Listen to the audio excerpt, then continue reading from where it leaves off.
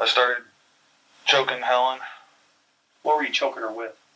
My hand, or a rope, I'm sorry. Did you choke her with a rope? And where'd you get this rope at?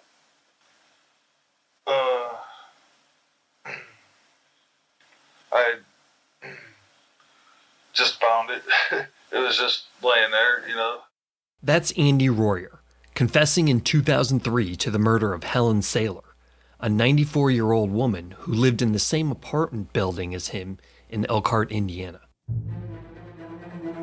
He has since claimed that the police detective took advantage of his mental challenges and intimidated him into a false confession after hours of coercive interrogation. It broke my heart to listen to it, knowing his mental capacity and knowing the background that I knew. Former Notre Dame law student Paula Ortiz Cardona worked on the petition and hearing that won Royer's release after 16 years in prison. She believes Royer is innocent, and she said working on his case to prove it changed her life. Current law students spent this semester preparing their argument that the state appeals court should not overturn the order of a new trial. Exonerations are more common than you may think. There have been nearly 2,700 wrongful convictions overturned in the last 3 decades. That's an average of 1 every 4 days. Each case is the unique story of a real human being whose life has been torn apart. But the people behind them all have one thing in common.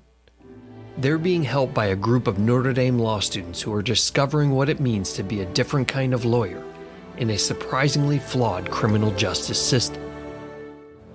I'm Brendan O'Shaughnessy, and you're listening to the Notre Dame Stories series, Proving Innocence.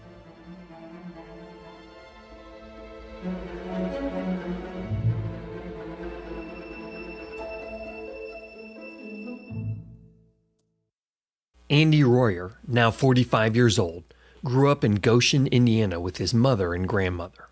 My name is Jeannie Pennington, and I'm Andy's mom. He's the oldest of 3 children, and we lived in a house next to my mother's house. His dad left his life when he was very young. I worked in a factory the whole time. So I would work nights and my mother would work days, so there would always be somebody home with kids. Pennington hadn't graduated from high school at the time, but she suspected something wasn't right with Andy's cognitive abilities from a young age. He displayed some signs of having a disability, but I didn't recognize that because I didn't understand then what I understand now. Now I've been a daycare director for 6 years. I went through college. I understand more of what he has gone through, you know. I would say he was a little on the, I'd say he's a little on the Asperger side growing up. I thought of him as a gentle giant growing up. Okay. He would do about whatever anybody asked him to do. Royer finished high school and was in his 20s when an accident precipitated a turn for the worse. His attorney said he pushed an electrical coworker out of the way of a falling telephone pole that hit Royer, causing him to lose part of one finger.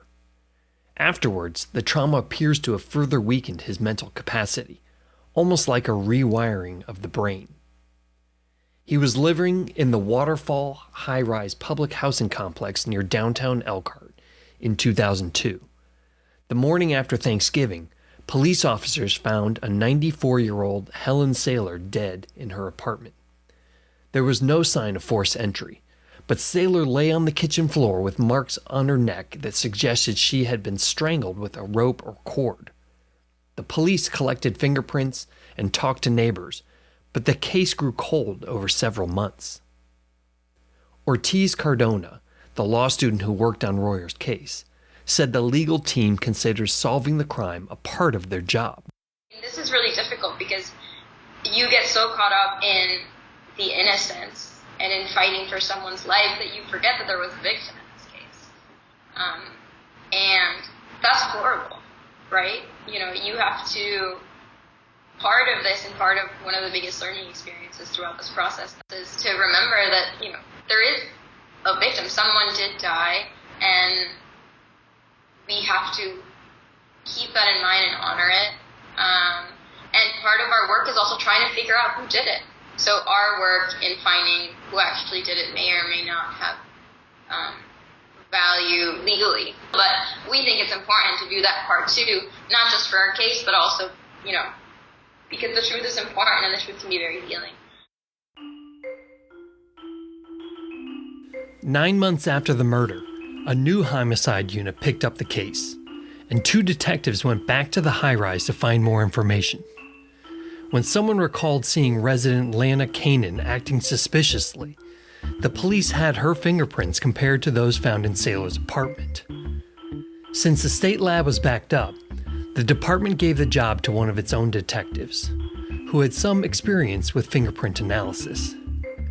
That analysis found that a pinky print of Kanan's matched one found on a medicine tub in the apartment. The police had their big break. The officers picked up Lana Kanan while she was riding with a friend, Nina Porter. Kanan denied involvement, but Porter would later testify that Kanan admitted her guilt and implicated Royer as the brawn to Kanan's brains. Royer was brought in for questioning. He waived his Miranda rights at 9:34 a.m. After about 4 hours of interrogation, Detective Carl Conway turned on a tape recorder. Andy, what I want to talk to you about is about the homicide we're currently investigating Helen Saylor. Happened Thanksgiving Day of last year, in 2002. Andy, you know about this homicide? Yes, I heard about it, yes. The roughly 20-minute recording is unsteady and halting, interrupted by stops and starts. Several times, Conway doesn't seem to get the answer he wants and reminds Royer of their earlier discussion. Did you eventually go back to Helen's? No, I didn't. I have no reason to go back over there. Okay, now, Andy, we talked about before the tape began, you told me that you went back to Helen's by yourself. Is that true? Yes, I went back there. Other times, he appears to ask leading questions. Did you tell Helen you wanted more money? Yes, yeah, that's what I asked her. How did Helen react when you asked that? I don't know how I can help you. How did you react when you heard that? Did it make you angry? Yes, it made me pretty angry. Detective Conway also asked about 2 pieces of physical evidence that could be corroborated.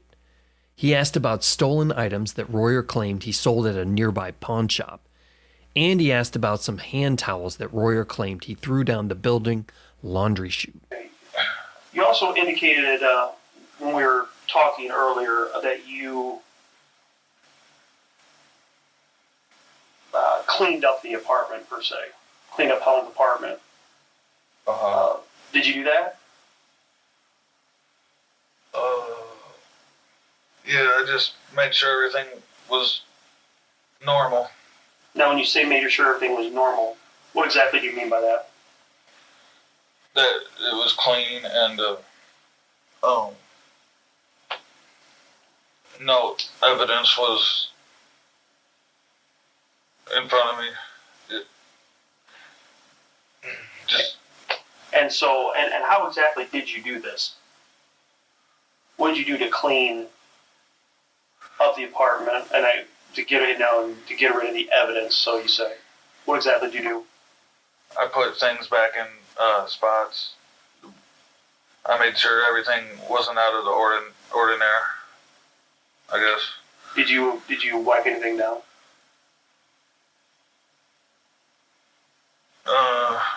No. No. Earlier we talked. You indicated about some items that you got out of a linen closet. Oh, that's right. Yeah. Oh,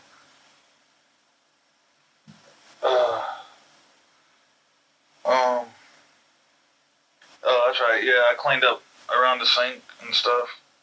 Royer was arrested, yet he denied he had confessed, saying he had the wrong guy, Conway wrote in his report.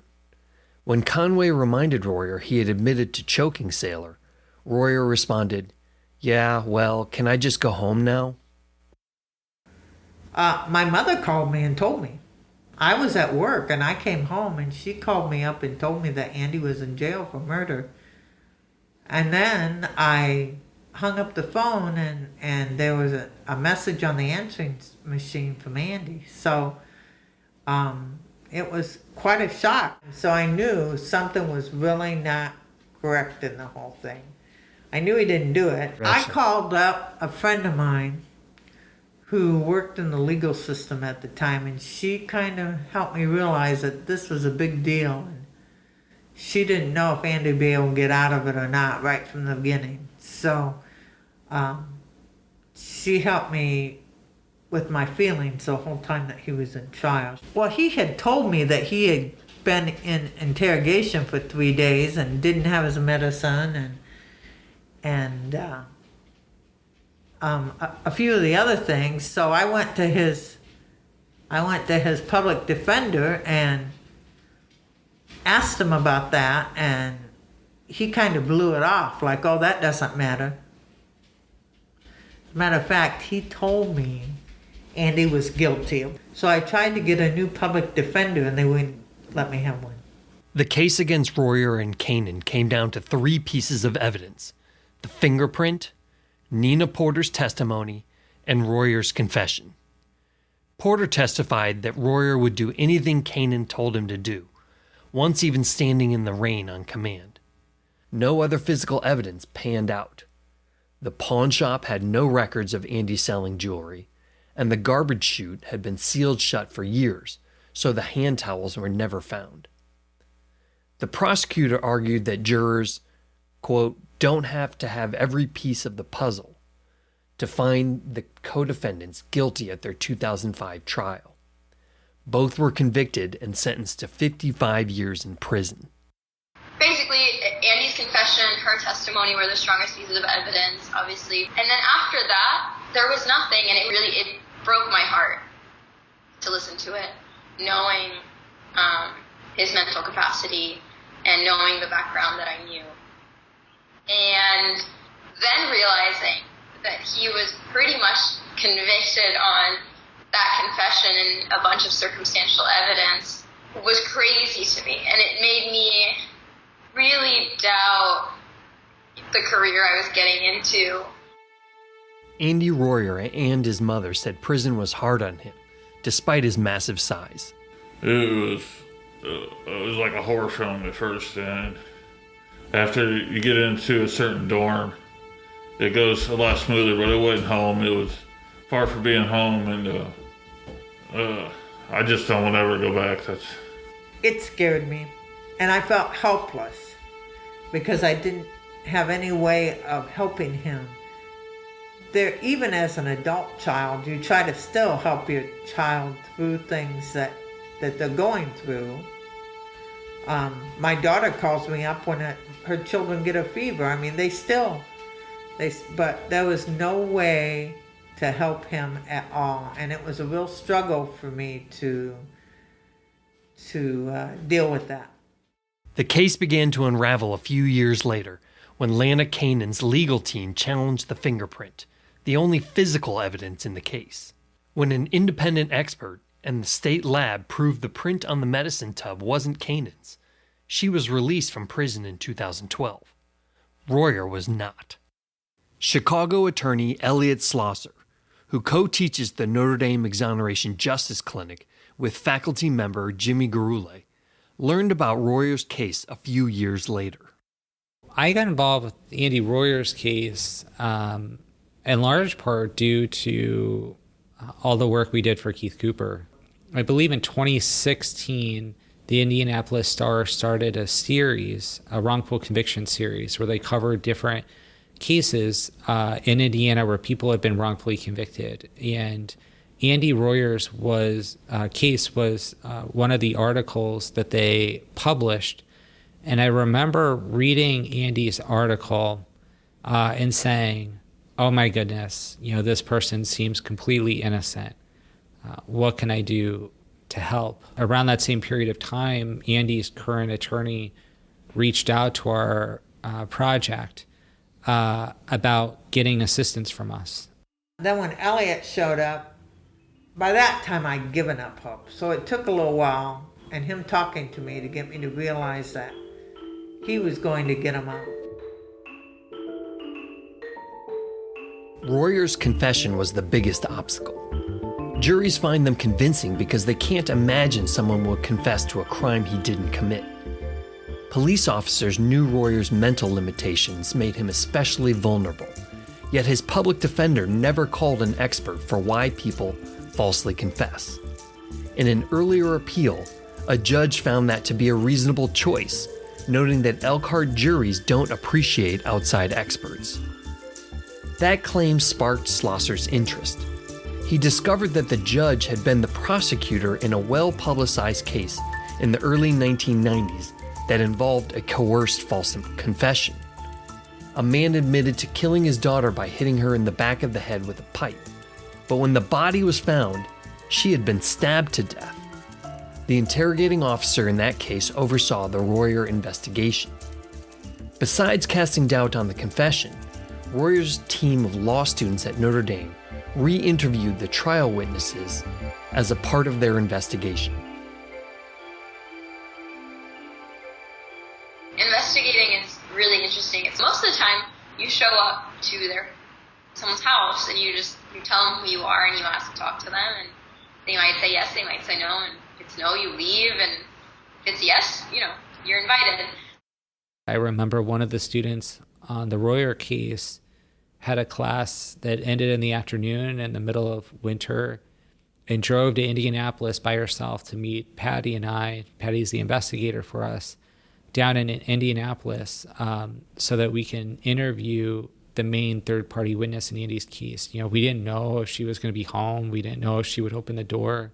She had never told her story before that, but the fact that the student drove after class, several hours to meet us for a potential witness interview was inspiring. And of course, as luck would have it, the witness was home and opened the door and said that she had been waiting years to tell the story about why she lied against Andy and Lana Kane in a trial.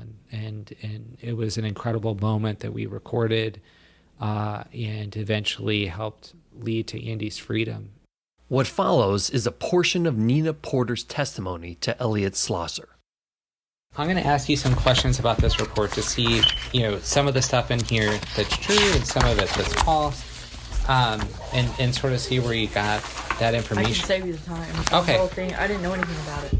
You didn't know anything about It's it? all false because I didn't know anything about it. She never told me anything about anything. Did Lana Keenan ever confess to you? No, I was in trouble, and I was going to be in more trouble. I was tired, and I just knew, after so many hours, I knew what they wanted me to say. Porter told the team that she had lied because police officers had threatened to take her children away and put her back in prison for violating parole. They also offered her $2,000 in reward money that a friend of Helen Saylor's had put up for information that could solve the case. That was another part of it that was extremely emotional, because when you find someone who has been holding that for years out of fear, and you show up to her door and she just breaks down, because she's been wanting someone to come and ask her about this case. So I asked Ortiz Cardona how this case affected her. Well, personally, it changed my career. Throughout law school, I think it's a common, I don't know if you've read Brian Stevenson's book, Just Mercy. In that book, he talks about feeling really disconnected in law school because it was so theoretical, and which is important, but he felt like he lost his purpose while he was in law school. He felt disengaged from the law itself and like in practice. And I went through a similar experience my first year and a half. I didn't understand. I kept saying to myself, what am I doing here? I don't know if this is what I want to do. The exoneration project gave me a lot of purpose, and it gave me sort of a little bit more of a drive because I had an actual client and I was working towards something that, in my eyes, mattered. At the post-conviction relief hearing, Cardona and another law student, Lenora Popkin, were in charge of handling 2 witnesses each. I knew nothing 2 weeks before, or 3 weeks before I was in court. I had no idea how to direct examine someone. It forced me to learn, it forced me to get ready, it forced me to prepare, and I got out there and did it, and it was I blacked out, and it was the best experience of my life. And I realized if I could do it as a law student, I can do it as a lawyer. I was reading the transcript when we were filing something recently, and I was rereading the transcript of that entire examination, and I could see where I got objected to and responded, and how I responded, and I kept thinking, like, ooh, I sound eloquent. Like, I don't think I could reach it. I didn't remember. At the end of the day, when I finished that, I felt on top of the world. I felt so strong. I felt so confident. I felt good about what had just happened. In particular, Ortiz Cardona remembered wanting to do a good job for her professor, Jimmy Garule, a former federal and state prosecutor. Months later, Schlosser was talking on Zoom to another group of Notre Dame law students when he got a message that Andy had won his case and could be picked up immediately at the jail. A judge had ordered a new trial and that Royer be freed without having to post bail, a rare occurrence. He rushed there with Popkin, Garule, and Royer's family.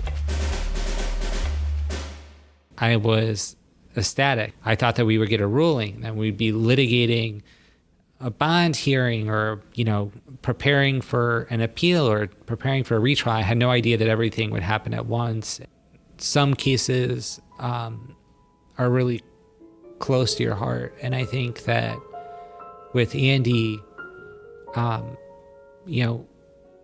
when he was set free, for me as a lawyer, it was sort of like, where do you really go from here? How can things possibly get better? So Ellie calls me, tells me they're on their way and they're getting masks. And, dealing with this under COVID is also very stressful and not ideal, but who cares, right? And, we all cried. We were all very excited because I honestly couldn't believe it. Reading the judge's findings was very validating and felt incredible to see some of your work, your investigation, your words even on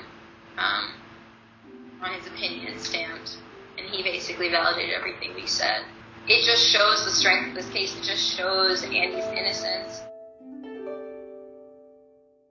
Royer's mother has struggled with bone cancer that made it difficult to visit Andy in prison for the last decade. She could only talk to him on the phone and pray that she could one day see him outside of prison again. Oh, I was in total shock. I wasn't going to believe it until I saw it. I had told Elliot that, to me, it was like Moses parting the Red Sea if he could get him out of jail. And when he walked down the stairs, it was a miracle. I was overwhelmed. I didn't know how to feel. I didn't know how to express myself. I was just going with the flow. Since coming home, Royer has been helping his mother and stepfather build a new house, taking long walks with his dog to get in better shape, and cooking, a skill he learned in prison. He said he feels like a whole new person, choosing what to do with his time. Oh, this, that, and about every little thing. Just hanging out at the lakes, waving at people when they go by, and going to church, men's fight club, and no, it's not what it sounds like. It's a Christian base. It disciplines you, as Mike was saying a little bit ago. to be a better person. The Elkhart County prosecutor appealed the decision, so Royer's team spent this last semester preparing a brief for the appellate court, arguing that Royer should either be exonerated or at least granted the new trial. They hope it won't come to that. I'm disheartened with the criminal justice system every day, the same way I am with many other things that are going on in the world. But Andy's case, and I hope what Andy's case brings to Elkhart and to law students, is that, lawyers can make a difference. There are avenues, there are good people in this world. So it should bring people hope, and it brought me hope. Proving Innocence will take a break as the Notre Dame Exoneration Justice Clinic prepares to file several new relief petitions in the new year. We'll be back next year to take you inside 3 current cases where the clients are still in prison. Proving Innocence is produced by the Office of Public Affairs and Communications. I'm your host, Brendan O'Shaughnessy. Our music is by Alex Mansour. Special thanks to the Notre Dame Law School for their help with this series. If you like Notre Dame Stories podcast series, subscribe and leave us a review. Thanks for listening.